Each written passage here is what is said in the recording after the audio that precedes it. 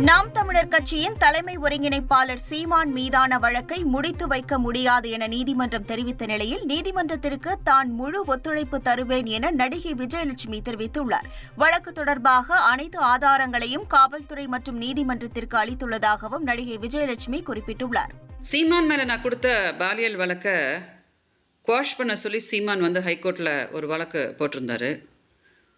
அந்த வழக்கை விசாரித்த நீதிபதிகள் அது ஒரு பாலியல் வழக்கு, அதை குவாஷ் பண்ண முடியாது, அதை விசாரணை பண்ணி என்ன அப்படின்னு அதுக்கு காவல்துறை நீதி வழங்கணும் அப்படின்னு ஒரு ஆர்டர் பாஸ் பண்ணியிருந்தாங்க.